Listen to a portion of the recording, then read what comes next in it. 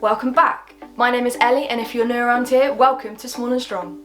November is Epilepsy Awareness Month, so I thought that today would be a good idea for me to tell you the things that I want people to know about epilepsy.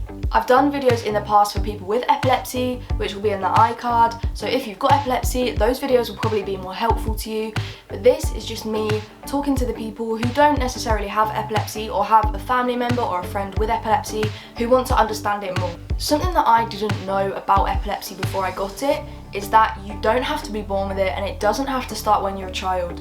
My first proper epileptic seizure happened when I was 17 years old. I was diagnosed on my 18th birthday. I am now nearly 20 and I'm sitting at 1 year seizure free, nearly. As of the end of this month, I will be 1 year seizure free. And it can happen at any point in your life. You could be in your 50s, you could be in your 60s, you could be in your teens like me, or there are some people who are born with it or who have it in childhood and grow out of it. Unfortunately, I'm not that person. I got it, as I've said, when I was 17. There doesn't have to be a big triggering event that starts off your epilepsy. For some people, they take a hit to the head or they have a brain injury or things like that. But for some people, it literally does just come out of nowhere, which is what happened to me.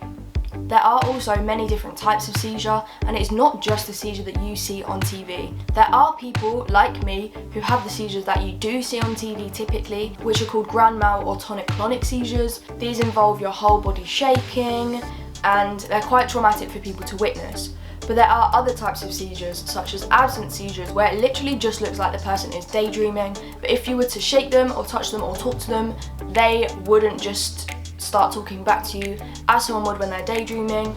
They literally have no awareness of what's going on. There are drop seizures, where the person's muscles just turn off, they can drop to the floor, they can drop their head, or there are other seizures where it's just one part of your body and it's a twitch, and your arm goes off in one direction or your leg. There are so many different types of seizures, and everyone's seizures are different. Now, when someone says epilepsy, the first thing people think of are the seizures, but there is so much more to it than it just being the seizures. Most people who have epilepsy will take some type of medication to help control their seizures, and those medications come with a very wide array of side effects. They can cause low mood, anxiety, they can cause weight gain, weight loss. There's so many things that come with it. I personally suffer with memory problems. My memory is awful, but this is also as a result of some of the seizures that I've had that have damaged my memory because I was unconscious or not breathing for an extended period of time. So I personally struggle a lot with my memory, and I will just be doing something and not know what I'm doing, or I will forget significant things that most people would remember. Now, as I said earlier, I am actually 1 year seizure free as of the end of this month, which I'm so thankful for, and I've had to put a lot of work in to get to this point. But even though I'm 1 year seizure free, that doesn't mean that I no longer think about my epilepsy.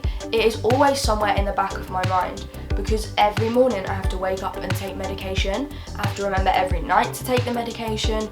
I always have to be on the lookout for triggers, because I could be 2 years down the line seizure free, living my life, driving my car, and out of nowhere I could have a seizure because I didn't get enough sleep, because I drank too much alcohol, because I haven't eaten food. There are so many triggers, and every single person's triggers are different.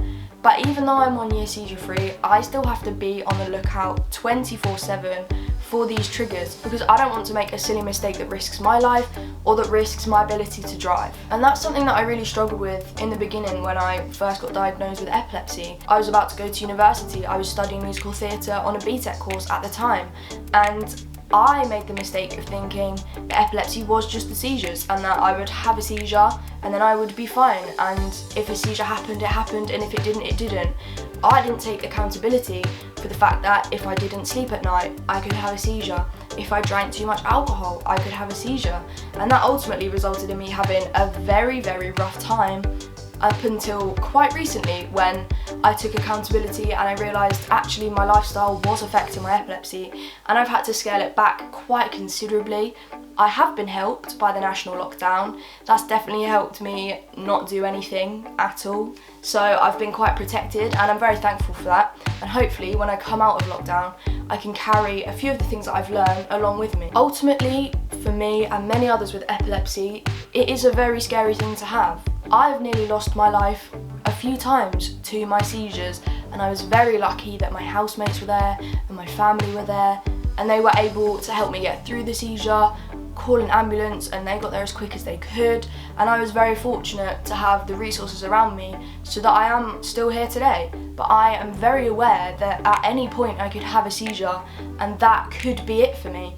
And that is a very scary thing to live with, along with the fact that it could happen at any time, anywhere. I am a performer, I've studied acting, I've studied musical theatre, and that is ultimately where I want my life to go. And while I was studying these things, it was always in the back of my mind, and often it would stop me from pursuing things that I really wanted to, because what if I had a seizure while I was on stage? Or what if I was in this audition and I had a seizure? Would they know what to do? Would the right people be around me? Had I put the right things in place? And ultimately that is something that someone with epilepsy has to carry with them for their whole life. And that is why it's important that people around you understand epilepsy. And that is the whole point of why I've made this video and why I've started this YouTube channel. If you have any further questions and you know me personally, you can drop me a message on any social media. The randomest question, feel free to ask it. There are no stupid questions. I knew very little about epilepsy before I had epilepsy, so there is no reason for you to know everything. I still don't know everything, and we can learn together. If you don't know me personally, you can follow my Instagram, which is @small_and_strong, and you can go over there. There's a really nice community on there of people with chronic illnesses, a huge variety. There are people with epilepsy on there as well. We can start a discussion on there. You can ask me any questions you want, whether you're starting your epilepsy journey or you know someone who is. If you feel like this video has been helpful, please drop it a like and subscribe to this channel. There will be so much more in the future, and you can have a look at the videos I've already posted and see if you can gain anything from any of them. But that will be all from me for today's video, and I will see you in the next one.